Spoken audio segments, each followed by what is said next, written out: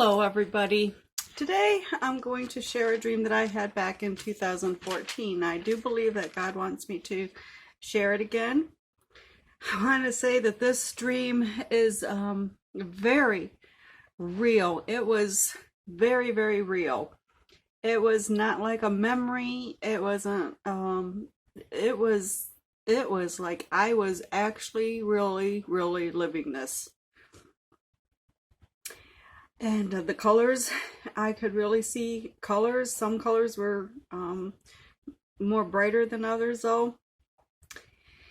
So the dream starts out that I was outside with my daughter and a neighbor drives up in our parking lot. She gets out of her car and she holds up one piece of paper that looks like it came out of a notebook, and in the other hand she holds up a pencil. And she yells out, "They cost $2." My daughter and I go out back, and there's a tree out back, and I sit under the tree, and she runs around the tree, running and playing. I see broken glass in the like of a beer bottle. It was just the bottom of the bottle. It was just the bottom of the bottle, and it was broken and sticking up, and there was a snake going around in the grass. And I told my daughter to be careful because of the glass. And then all of a sudden I heard this really loud noise, like a helicopter flying really low above us. When I looked up, I seen like a car or like a military jeep. It was like they had in World War II for captains to drive around in, and it had no top on it, and it was coming in for a landing like a helicopter. And just before it landed, it was getting ready to land in the hospital parking lot.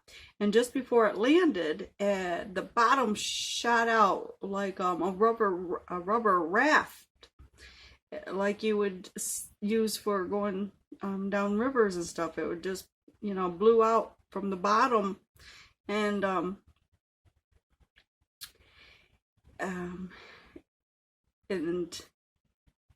then I heard screaming.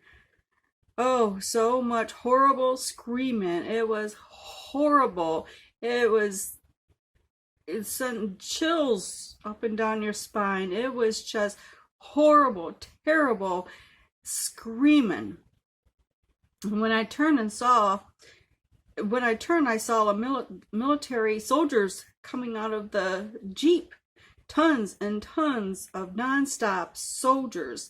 And I knew in my spirit that they were from Russia and North Korea.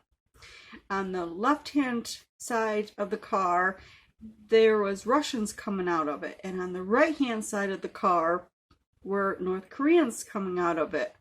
And then it was like I woke up in my bedroom, but I'm still dreaming, but it was like I really was waking up.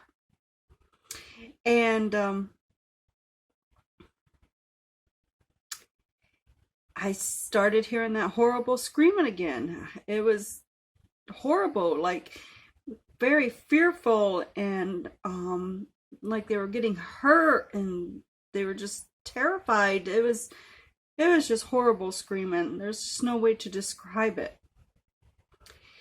And then I looked out my window and I seen people running all over the place. They were just running and holding kids, and they were crying, and they were being these soldiers were taking them out from their houses and banging in doors and capturing these people, and all I seen was mother and children. It was just kids and mothers just running around, screaming and crying. Then I turned to my daughter, who came in my room, and I said to her, "Am I still dreaming? This is not real." This is how real this was. And I asked her to look out my window after I realized that I wasn't dreaming, It seemed like I wasn't dreaming. And she told me she saw people running around. And I knew I had to pack up some things and get out of there because they were coming for us. And this was not a dream. And so I grabbed my daughter's hand and we start running, and we're running and we're running, and we just cannot find no place that was safe. We were just running and looking, and it seemed like this was for a while.